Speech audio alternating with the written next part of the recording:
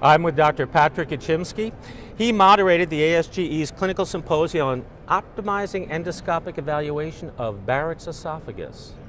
Tell us, can you give us an overview of what you discussed regarding Barrett's esophagus? Well, this session is an opportunity for attendees to really hear from some international experts in the endoscopic diagnosis and management of Barrett's esophagus. Barrett's, as the audience well knows, is the major risk factor for esophageal adenocarcinoma, and the incidence of esophageal adenocarcinoma in the United States and Europe is increasing more dramatically than any other solid tissue tumor. Wow. Esophageal cancer used to be exclusively a surgically managed disease, but we now have endoscopic tools that allow us to treat patients with early stage disease endoscopically, eradicate their Barrett's, eradicate early neoplasia, and we hope provide durable long-term cancer-free survival.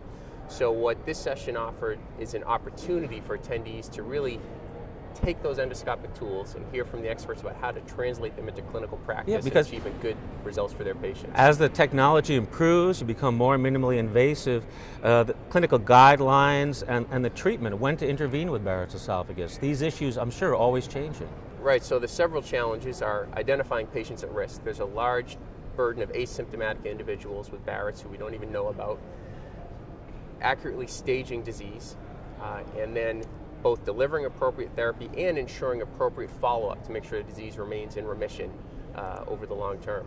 At what point do you initiate endoscopic evaluation with suspected Barrett's esophagus?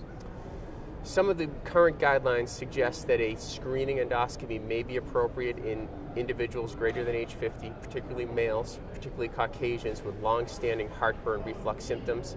There may be a role for obesity in suggesting patients are at higher risk. But again, one of the real challenges we have right now is that the majority of patients who develop esophageal adenocarcinoma were never diagnosed with Barrett's esophagus because they never had symptoms prompting an endoscopy. So you have this enormous population out there of people who have Barrett's esophagus, don't even know it. At what point do you intervene? Do you actually look for the illness? Right, so historically, endoscopic treatment has been reserved for patients with high-grade dysplasia and early cancer. There are some thoughts now to extend treatment to a larger pool of patients at risk with earlier stage disease, including low-grade dysplasia. Dr. Bergman, one of the speakers in the session, was recently a lead author on a randomized controlled trial comparing endoscopic intervention versus surveillance for patients with low-grade dysplasia, demonstrating a decrease in the rate of progression to high-grade dysplasia and cancer. So I think there are opportunities to potentially intervene earlier, and we're hoping to accumulate data to suggest that is our best practice. Got to be frustrating for you. You've got all these people whose cancers could be prevented who are now not being evaluated. There is potentially also the opportunity in the future, though this is not a major focus of this session, for disruptive technologies, meaning non-endoscopic screening tests that can avoid patients undergoing an invasive procedure with sedation, time off from work. No, this is fascinating because as the procedure becomes more minimally invasive, the indications for being evaluated must broaden. Correct, correct. And we're looking for more minimally invasive diagnostic strategies at all the time. And are you finding them? We hope so, we hope so. How do you see this evaluation, these guidelines changing down the road? Well, I think the major challenge is going to be, number one, risk stratification. Once we have a patient diagnosed with Barrett's esophagus, we know that many patients will actually never progress to dysplasia or cancer, but if we can identify the subset who are likely to progress, whether that's biomarkers that allow us to identify those patients and target those patients for intervention, that's number one.